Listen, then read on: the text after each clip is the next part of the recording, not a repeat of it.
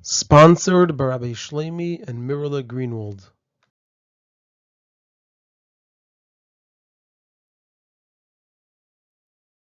This is a Sicha from Likutei Sichos, Chelek Gimmel, Parshas Chukas, Sicha Alef. And the topic of the Sicha is that in this week's Parsha we learn about the Chukah of Para Duma. And there are 4 parts in the Sicha. The Rebbe will, number 1, present that Zeis Chukas HaTeira refers to all matters of Tumah and Taira, and not just the Para Duma. Number 2, state that every part of the Torah, including the part that talks about matters of Tumah and Taira, have an Eira and Avodas Hashem. Number 3, present the significance of Tumah and Taira to the whole Torah. And number 4, present the Eira and Avodas Hashem for matters of Tumah and Taira. In regards to what it says in the very beginning of our Parsha, Zois Chukas HaTeira, about the mitzvah of Para Duma, so the Medrash Tanchuma presents the pasuk of Mi Yitain Tahar Mitame. And the Medrash over there says, what does Mi Yitain Tahar Mitame mean? He brings a few examples. Kagain Avram Terach. Avram is Tahar from Terach, who was Tameh. Chizkiah, who was Tahar. Me'achaz, who was Tameh. He brings a number of other examples. And then the Medrash presents a number of examples in regards to Tumah, where we find contradictions. Among the examples is Baheris Kegris Ba'adam Tameh. If a person has a Baheris, it's a color of its ras. If it's the size of a gris on his body, he's Tameh. Parcha Bechulei, Tahar. But if it spreads to the person's entire body, then the person is Tahar. And he brings other such examples of contradictions by Tumah. And then the Medrash concludes, Mi Tziva Kain, Mi Gazar Kain, who commanded that it should be like this? Who decreed that it should be like this? Lo Yechidei Shel Olam. Was it not Hashem? Amar HaKadosh Baruch Hu, Hashem said, Chukah chakakti, Gzeira gazarti, I made a chukah, I made a Gzeira, I atarashe laver al Gzeirasi. You're not allowed to transgress and go against my decrees.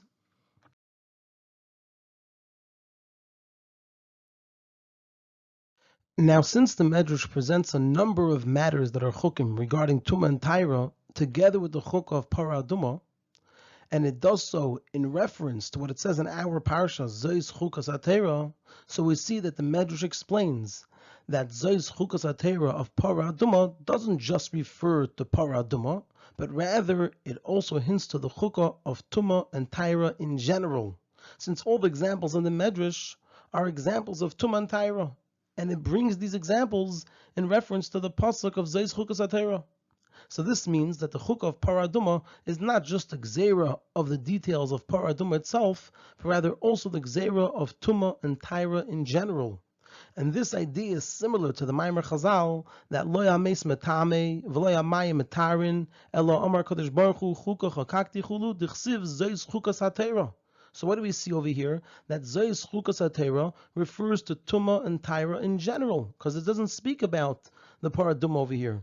It talks about the maize being metame and the mayim being metarin. And it says that the source for this, that this is a chukah, and as it says, Zois Chukas HaTeira. So we see that the Zois Chukas HaTeira of our parsha hints to the matter of Tumah and Taira in general, and more generally, we see this in the words of the Rambam. The Rambam says, Davar bar v'goloi, sha'atumas v'hataris. It's clear and revealed that the whole concept and the whole existence of Tumah and Taris, gzeiros hakasavhein. They are decrees. Ve'enam midvarim shadaita shel adam acharasei. And they're not things that a person's mind would come up to and would agree with, so to speak. V'areihein miklal hachukim. They're included in the chukim. So again, we see this idea that the entirety of Tumah and Taira in general, beyond Para Duma, is related to the idea of the chukim of Zois Chukas HaTeira. So this means that even though Zois Chukas HaTeira talks about Tumas Meis and its Taira through the Para Duma, nevertheless it also hints to the chukah of the general matter of Tumah and Taira, beyond just specifically Para Duma.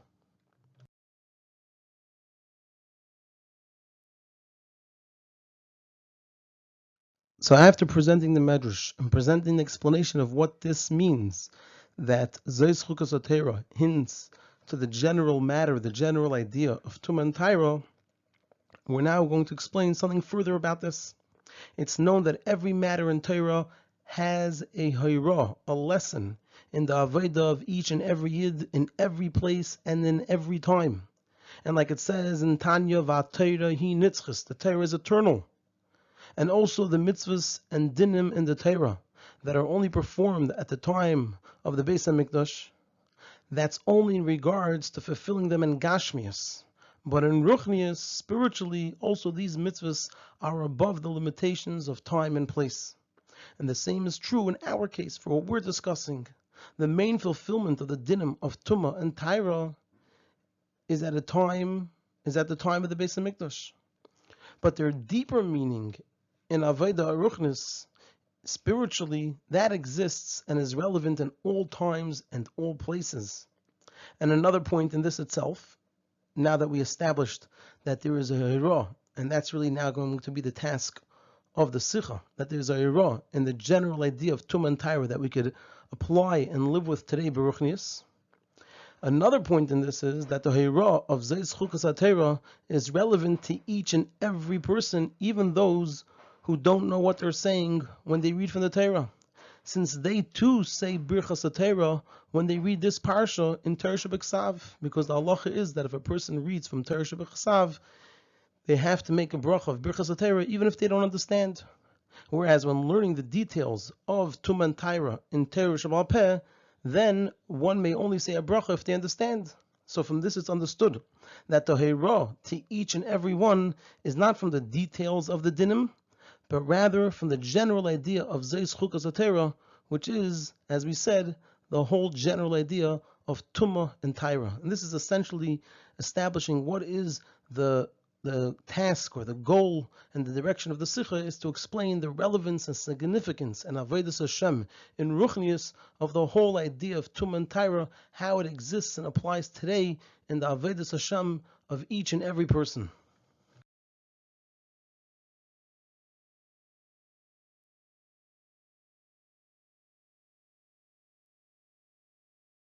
Now that we established that the goal of the Sicha is to learn what is the Hira and Avodas Hashem from the general idea of Tumah and Taira, so now we're going to present some background information that's going to lead into understanding what the Hira is. So this will be understood by first presenting the well-known explanation regarding why it says in our Parshas Zeis Chukas HaTorah that the Paraduma is the Chukah of the Torah, and it doesn't say Zeis Chukas HaPara, it's the Chukah of the Para. And the explanation is that the meaning of the mitzvah of Paraduma is something that is found in the Torah in general. It's not just related to the Paraduma alone, but actually it's related to the Torah more generally. And that's why it says Zeis Chukas HaTorah, because the Chukah of Para is the Chukah of the whole Torah. And it's explained at length that these two things are Haba Hotalya, meaning because Paraduma is a Chukah, therefore it's connected to the whole Torah. And it's connected to the whole Torah because it's a Chukah. Because Paraduma is a Chukah, even compared to the other Chukim, Paraduma is more of a Chukah than all other Chukim. It's beyond any logic and reasoning, more than any of the other Chukim. Therefore, it has something that's related to all mitzvahs. And the explanation is, all mitzvahs in their essence are Ratzon Elyon. The Ratzon of Hashem, that is the substance and the definition of every mitzvah. It's the Ratzon Elyon, which is higher than Tam V'das. It's higher than intellect and reason. And even the mitzvahs that have a reason, and even those that not only we could understand once they're explained to us, like the Eidos, but even those that logic and reason compels a person to come up with them, not just agree with them, but even to come up with them, like the Mishpatim, even those mitzvahs, it doesn't mean when we say that they have a reason that their essence is Chachma, that that's the substance of the mitzvah. This is a mitzvah of Chachma. But rather, it's Hashem's Ratzon, it's Ratzon Elyon, and it's that Hashem's Ratzon Elyon was drawn down and it manifested itself in intellect and reason. But inherently and essentially, it's Ratzon Elyon. But at their core and in their essence, even after they were enclosed and manifested in Tam and Das, they are Ratzon Elyon. Just like if a person wants something and it comes from the essence of their wanting, and then afterwards they realize that it also makes sense. But inherently, what is this experience when they're drawn to the thing? It's from the essence of their being. That's what the mitzvahs are. They're Ratzon Elyon. And some mitzvahs went down and they became enclosed and manifested in Tam V'das, but that's not their mitzias, their real mahus. And therefore, because of this, the fulfillment of all the mitzvahs, even those that are understood with logic and reasoning, and they make sense to us, they have to be not because logic and reason dictates to do them, but rather like the nusach of all birchas ha-mitzvahs. We say because tzivanu, Hashem commanded us to do them. That's why we do them. And this is the meaning of why it says Zeis Chukas HaTorah. Even though the mitzvahs are generally divided into three categories of chukim, edus, and mishpatim.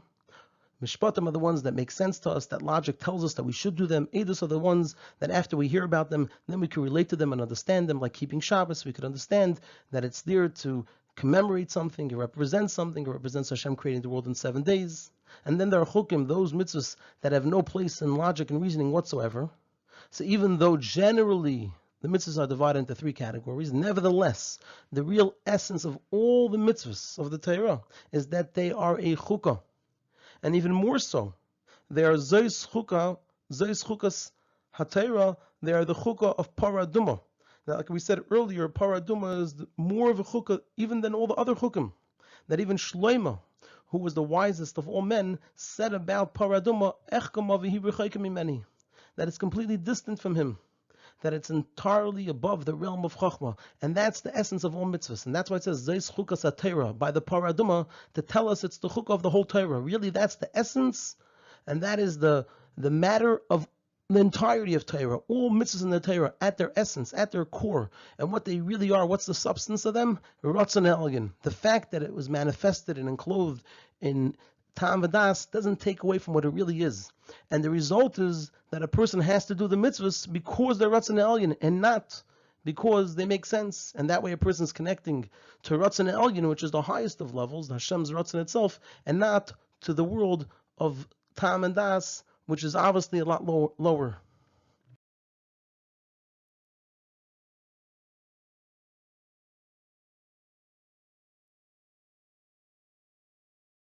Continuing with this idea that all the mitzvahs in their essence and core are Ratzon Elyon, so because of this aspect of Ratzon Elyon and Chukah that's in all the mitzvahs, so therefore we find a number of things that are similar in all the mitzvahs, to the extent that Chazal said, Lo tehi yoshev v'shekel b'mitzvaseh shel Torah chulu. You can't measure and weigh the mitzvahs and compare them to one another, because there is an aspect in the mitzvahs that's all the same, and they're not different than one another. How is that connected to the mitzvahs being Ratzon Elyon? Because it's explained in a number of places in Chassidus, the difference between Koyach HaRatzon and Koyach HaChachma. Koyach HaChachma comes in a way of Eschalkus, a way of division. There's both a general division, that one idea isn't like the next. Each idea has its own features and characteristics. And there's also an individual division in each idea itself, that it comes in a multitude of details. There are a lot of parts to each idea. So there's division. One idea is different than the next idea. And then when you have each idea on its own, there's a division within it. There's different parts to this idea, and there's so many details. Whereas by Ratzon, and we're talking about a Ratzon, not that one that comes that a person wants something because it makes sense, but a Ratzon that comes from the place of Ratzon within a person, not that's developed because of Chachma, then it's under it, but one that's higher than Chachma, something that a person wants and is drawn to just from their state of being. So Ratzon doesn't come in a way of division. It doesn't, not a general division and not an individual division, meaning that besides for the fact that there's no individual division within each Ratzon, that the Ratzon, meaning that the Ratzon is the same in every detail of the thing a person wants. When a person wants something, there's no difference between one detail and what the person wants and the other detail. The person wants the whole thing. They want the whole thing equally. It's not broken up that this part of it they want this much and that part they want a different amount, but rather they want the whole thing equally. So that's the individual division that's not there. So too it doesn't come in a way of a general division, that we would therefore be able to say that in one thing the Ratzon comes in one way and in another thing the Ratzon comes in a different way. But rather the Ratzon to each thing is the same. If it's a Ratzon that comes from the place of Ratzon, then the Ratzon is the same with each thing that the person wants. And when the person wants the thing, it's not then divided into many different parts. They want the whole thing equally, because the Ratzon doesn't change according to what a person wants. No matter what a person wants, they want it the same if it comes from this place of Ratzon. And similarly by mitzvahs, since they are Ratzon Elyon, so there's no division in them. And therefore, because of this, we had that idea that we said before, that there are similar aspects in all the mitzvahs, and that we can't weigh and measure one mitzvah versus the other, because they all have the same thing. They're all Ratzon, and by Ratzon there's no division. And in addition, this is a quote from Samach Vav, sometimes part of a mitzvah is nothing. An example would probably be to have one parsha from Tefillin or one tzitzis.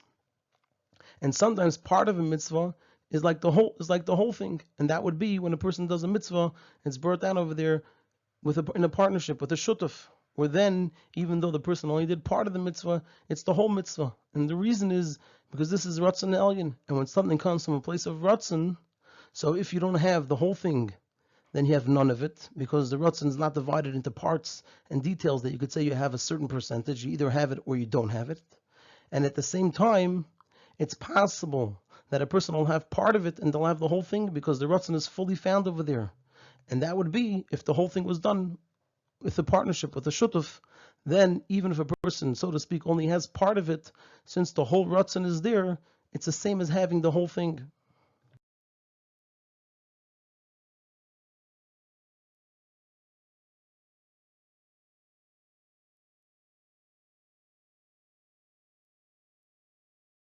Continuing with this idea, so this idea of the mitzvahs being Ratzon Elyon is expressed in the general din of Tumah and Taira. And like we said earlier from the Medrash Tanchuma at the very beginning of the Sicha, that Zeis Chukas HaTeira refers to all matters of Tumah and Taira.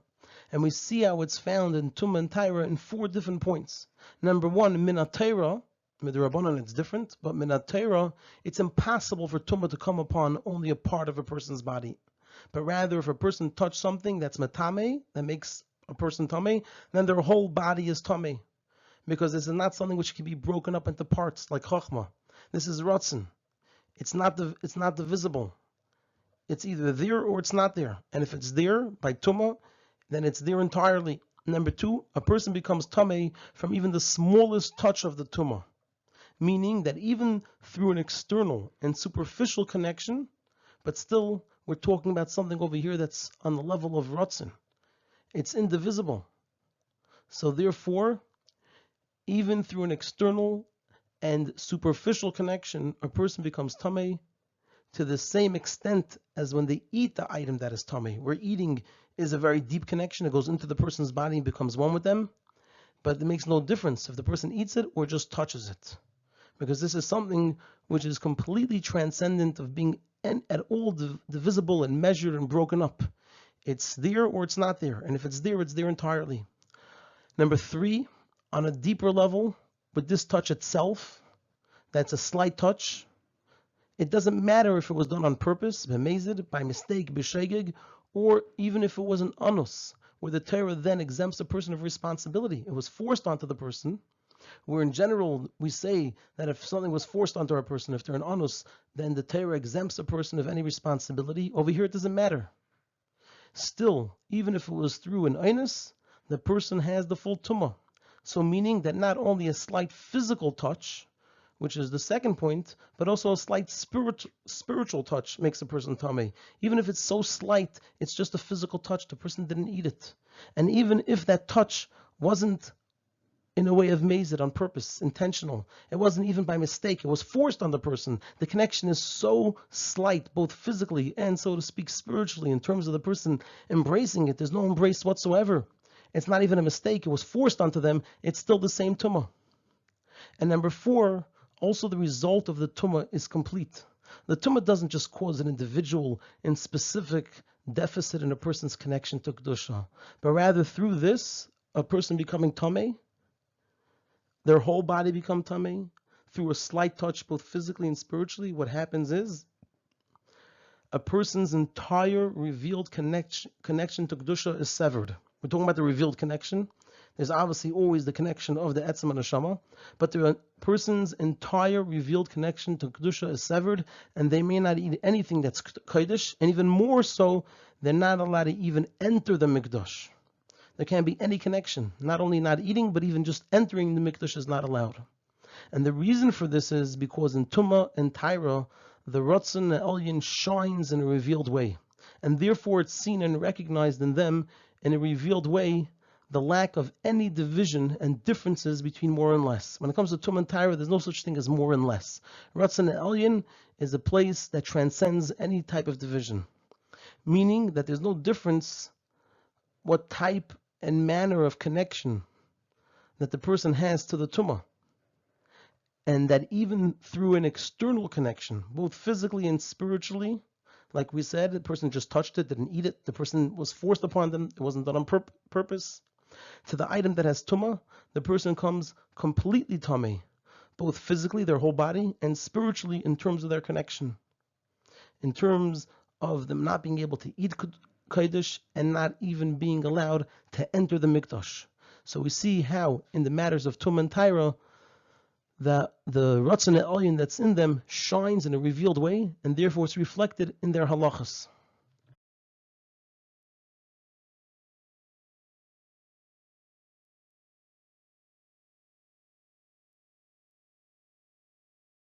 All of this leads us to the Hira.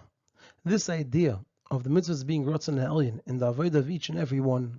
Razal said, like we said earlier, loite yeshev shekel b'mitzvah shel teira chulu, that a person shouldn't measure and compare one mitzvah to the next.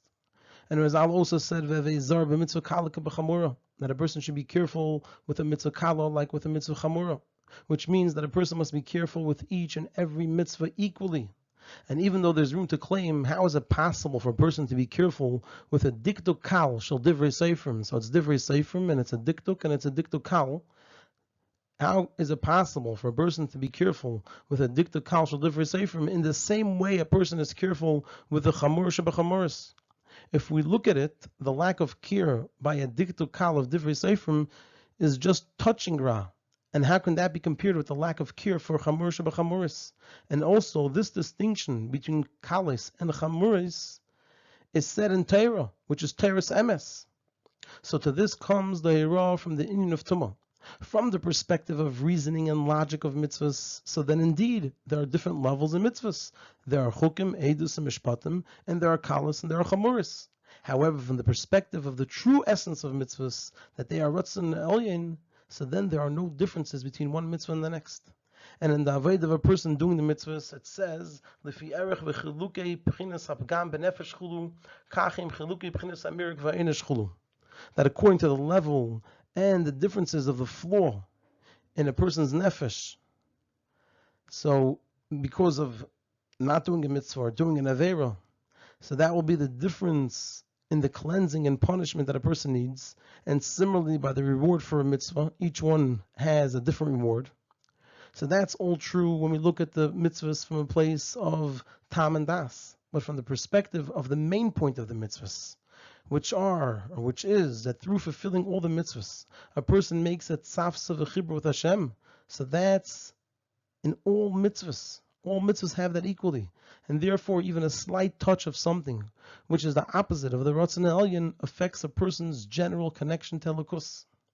And this era is applicable and therefore demanded even from the most simple of Yidden. Because this feeling that even being careful with a diktuk kal shel divrei seifrim affects one's general connection to Elokus, that comes from the etzem haneshama. That's above reasoning and logic. And like the known saying that a Yid doesn't want and isn't able to be separated from Elokus. And this feeling of the etzem haneshama is by each and every Yid. And so therefore, it's applicable and demanded from every Yid.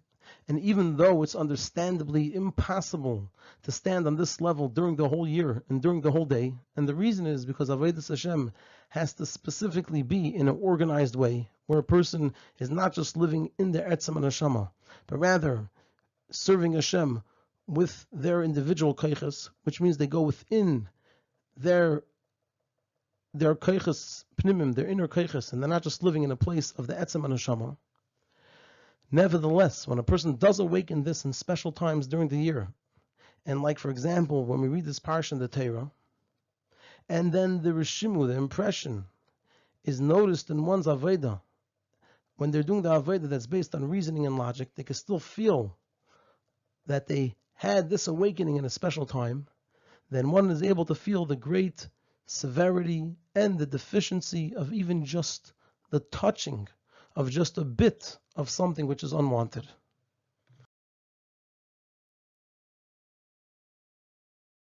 And the Rebbe concludes, this Eirah is also in the Aveda of a person with others.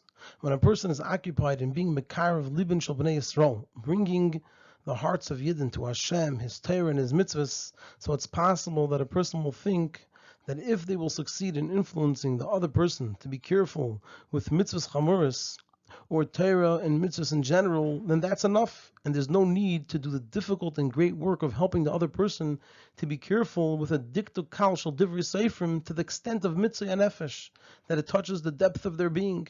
And to this comes the response, that just like it's in the negative, that through a slight touch of something which is the opposite of the Ratzon Elyon, so it can affect a person's general connection to Hashem, so too it's in the positive, that it's possible that through influencing the other person to be careful in a matter of Torah mitzvahs, that's just in the form of a slight touch, then one will take the other person from their state of emek tachas. They can be in the greatest depths of lowliness, and they can raise them milo until emek reim. Because just like a touch of klippa could pull a person down so much, so a touch of gdusha could raise a person to emek reim.